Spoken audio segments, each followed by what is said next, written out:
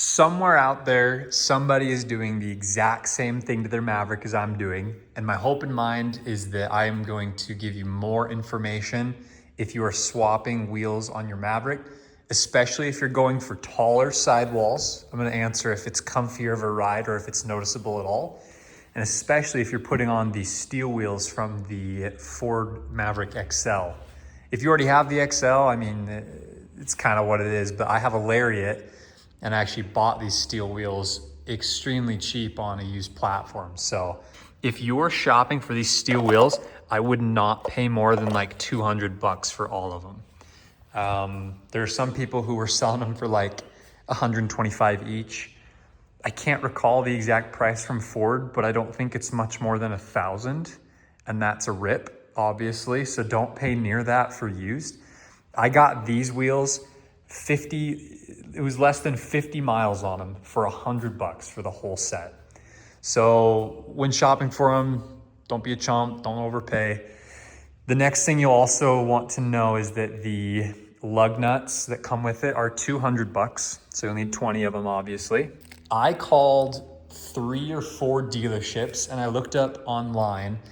Every dealer told me you don't need different lug nuts from the Lariat to the steel wheels.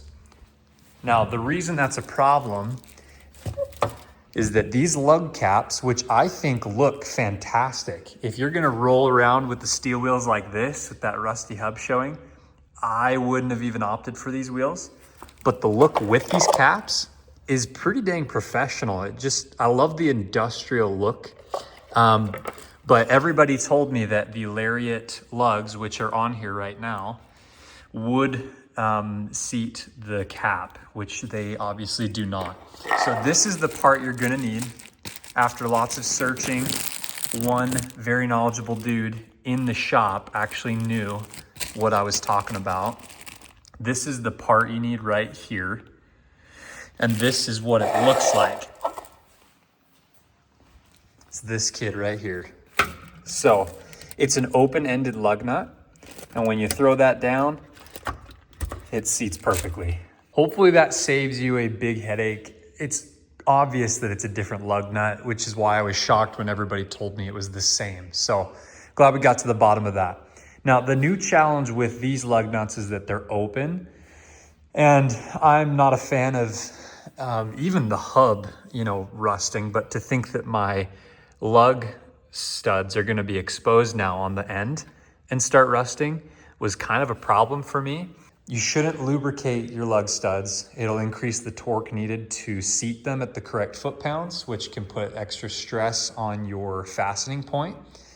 What I came to and what everybody said to kind of do is put on the lug nuts and then just put a couple of dabs of Vaseline on the outside once it's on. So you're not trying to spread it into the threads at all, nothing crazy, but just on the outside for some water protection. I'm not necessarily recommending anybody do that. That's just like the best conclusion that I found on Reddit. I wouldn't recommend it just because I've never done it and I don't know exactly what will happen.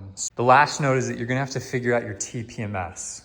I went with Schrader TPMS sensors. It's supposedly what Ford uses from the factory. I can link the exact code that I used in the description, or the product code. I don't know if they're the best ones to use because I think aftermarket ones are probably pretty well equipped for doing things like we're doing. However, I just wanted that OEM touch. So I brought everything to Discount Tires. I brought the wheels, the TPMS, I bought the tires from them, and I had them install it. And the guy did say that he had to completely program the TPMS. And this truck, the 2025, runs at 433. I believe last year's and before that were 315, but they're at 433 megahertz now. So when you give it to your tire guy who installs it, he should know what to do.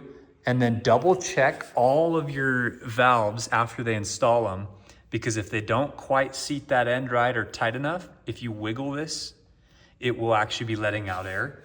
It did that on my front right tire and the shop was closing. I almost drove away just like that. So just give them a double check, and your shop should be able to squirt some soap water and then kind of play with them and see if it lets out any air. And if this is your first time jacking your Maverick up in the air like it is mine, you're probably gonna wanna know where your jack spots are. And it's a little weird. I guess it's more like a passenger car. So let's get it up in the air and see what it looks like. Let's go for a ride. You're gonna want a 3-ton jack. That's just kind of what I found is the safest online for what this truck weighs. And if you look below the truck, there is actually a tactile arrow right there that shows you where you should jack it up. Now the Maverick is actually meant to be jacked up on the pinch weld, which is like a thin collision of multiple pieces of metal that have all been welded together. And so it's good to have a jack pad that has a channel on it. And there are specific like attachments you can make, or I'm sorry, buy. I just have like a normal T-channel on this one. And to be honest, you can just jack it up with a flat rubber surface, but you probably don't want to jack it up on a flat metal surface. So with that being said, it's all at your own risk, so you can do what you will. You want to just make sure the truck's obviously locked, parking brakes on, no one's getting in it. You really should just put it on a jack stand at that point, but the discount tire guy lifted it like this and did stuff multiple times. So, I mean, I'm just gonna kind of take this at my own risk, but I'm only switching out the lug nuts. And Ford says you should untighten your lug nuts about halfway while the truck is still on the ground, just because you don't want to be breaking all that tension with it in the air. Let's go ahead and put on the new lug nuts.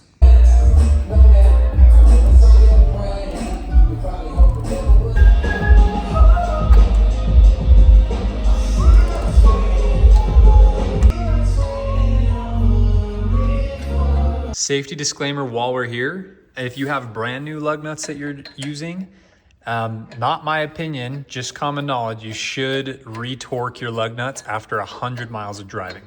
Don't do it before 100, don't do it after.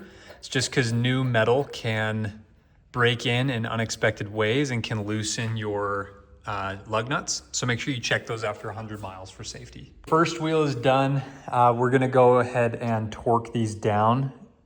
I'm gonna tell you what the torque specs are for mine per my user manual. If you jack up your Maverick because you didn't check your own user manual, clearly I cannot take credit for that. But I'm just gonna tell you, mine is 148 foot-pounds, which is roughly 200 Newton meters of torque. So I'm pretty sure all the Mavericks are the same, to be honest, but check your user manual. I'm just telling you, mine is 148. All right, we got them all seated. It's all done. I'm gonna ask for a little bit of advice from the smart people out there. Comment in this video what you would do to keep these rust free. I did put on a little bit of Vaseline, not a very thick layer like at all, like enough to keep the water from staying there. It will spin off. As I was putting on the Vaseline, I just didn't feel 100% confident. So I'm gonna wait to hear from some of you. I just put on a super thin layer, but let me know if I just made a big mistake. Let's go ahead and slap on the lug caps. Yeah, that makes a massive difference. That looks way better than the looking like I lost my hubcap kind of thing. That. I've seen a couple people plasti dip these black. Let me know if you want me to do that. I have a ton of plasti dip and it's easy to pull off if I don't like it. It looked kind of interesting. I'm gonna hop in the vehicle now and just tell you if I really notice a big difference on these tires as far as comfort, and we'll finish this up. One more time, little safety plug. Make sure you note your odometer and recheck your lugs in 100 miles. So whether you're getting new tires or you're getting new wheels and tires for a second set, or you're swapping out to different wheels, hopefully our projects intersected somewhere along the way and you got a couple questions answered. As far as these steel wheels go, this is obviously 17-inch diameter, so this will play for any 17-inch wheel with a passenger tire. I wouldn't do it for comfort. This feels almost identical to my original setup, and I've been living with the truck for a couple days like this now. It's almost like tiny little bumps and divots in the road, these tires will soak up. So I guess that's a little bit better than the 19-inch Wranglers, but other than that, if you were to hop on a bumpy road, you wouldn't be able to tell the difference between the two.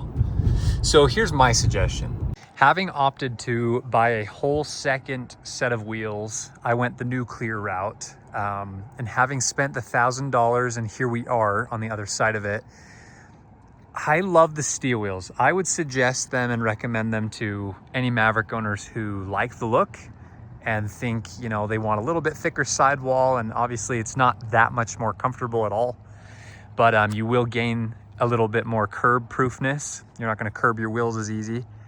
But my suggestion is, if you're going to buy a new set of tires for the Maverick, if you already know you want a specific setup, then you know your camp. But don't get 17-inch diameter or like a smaller wheel for comfort. Do it because you want some all seasons or some different tires as far as buying a second set. Or just, you know, run out your current tires and then put whatever preferred tire you want on there.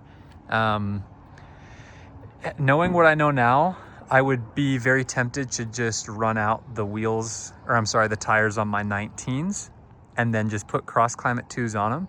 But I love this look. I'm a person who knows the camp they're in. They're industrial, they look professional, they're gonna help me in my place of work, be way better in the snow and the rain. And it's kind of nice having two sets of wheels. But I wouldn't do it for comfort. I'd do it because you like the design, or you need a separate set of wheels, or you're getting dedicated winter if you're in Canada or something. But yeah, hopefully this answered some questions for you. Let me know if I forgot something. I'll be sure to reply in the comments. Till next time.